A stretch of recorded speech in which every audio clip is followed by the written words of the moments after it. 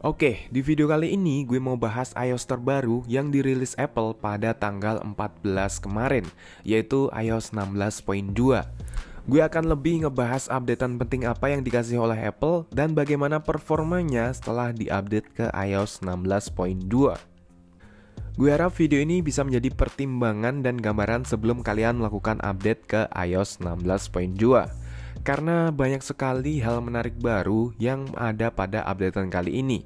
So, simak terus videonya agar kalian bisa memahami isi dari konten gue ini. Oke, disclaimer dulu ya bahwa device yang gue pakai adalah iPhone 14 Basic.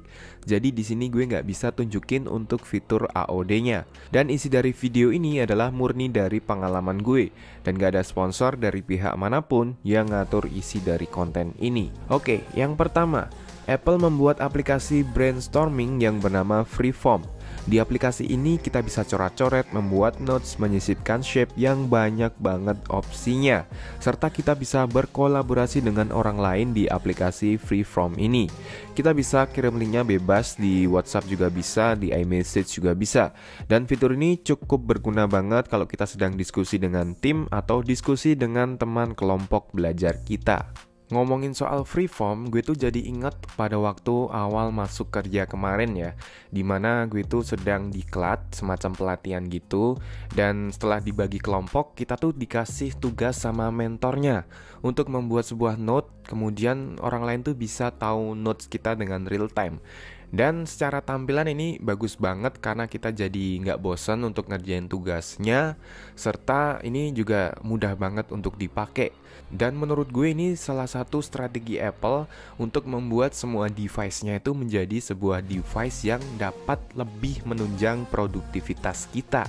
Karena di era ini setelah pandemi kemarin kita tuh jadi serba online ya, meeting online, sekolah online.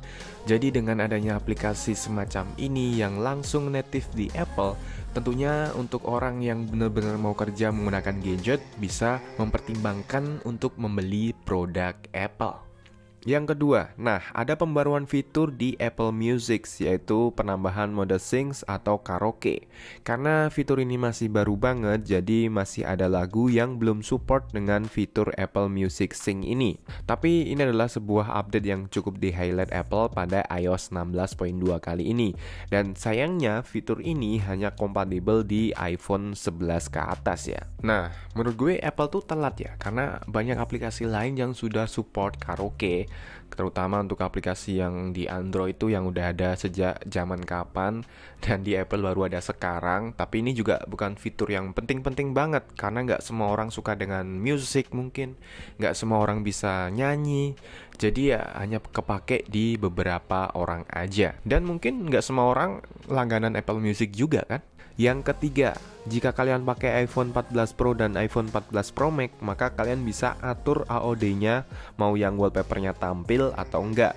Dan jika kalian matikan show wallpapernya, maka seharusnya baterainya akan jadi lebih awet. Nah, bagi pengguna iPhone 14 Pro dan iPhone 14 Pro Max, ini sebuah updatean yang penting banget ya. Karena kalau kita nyalain terus wallpapernya di mode AOD-nya, tentunya baterainya akan sedikit terpakai atau sedikit termakan ya. Tapi dengan updatean kali ini seharusnya untuk daya tahan baterainya ketika kita pakai mode AOD dengan mematikan show wallpapernya, maka akan jauh lebih hemat lagi.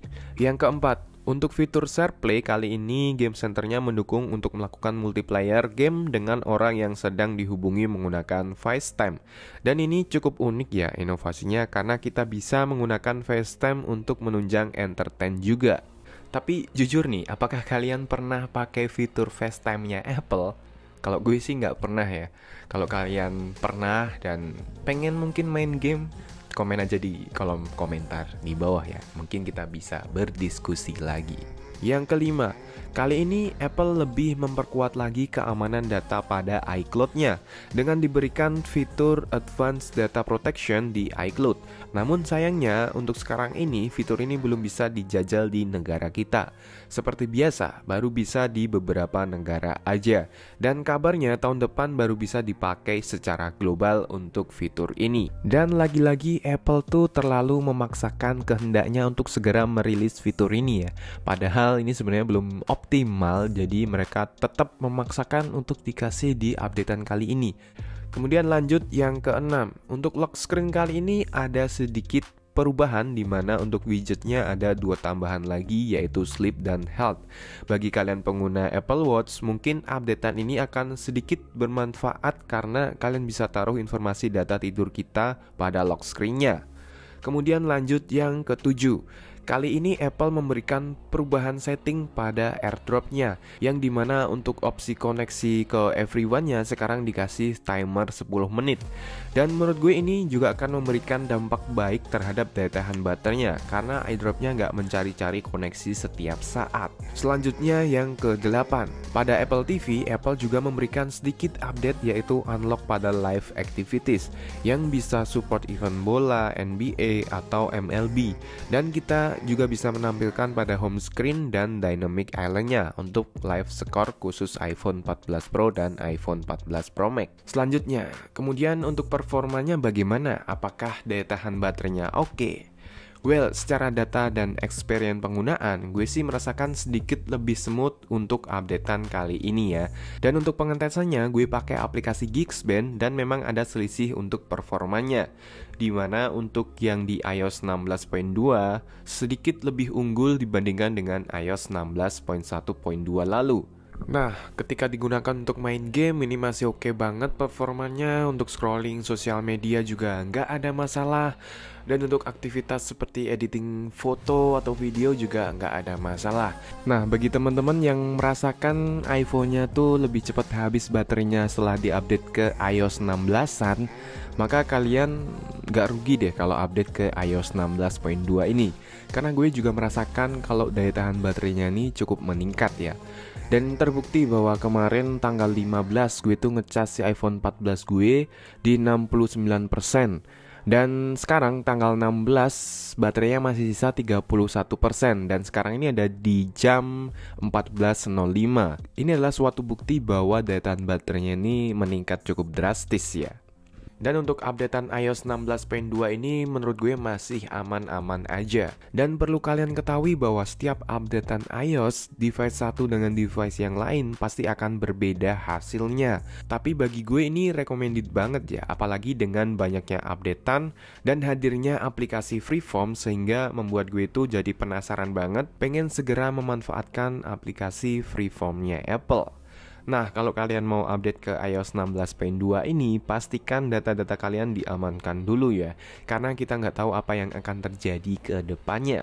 Nah, mungkin cukup sekian dulu video kita kali ini. Jika kalian mau request atau mau diskusi, silahkan komen aja di bawah ya. Oke, Aditya Pratama pamit, thanks for watching and see you in the next video.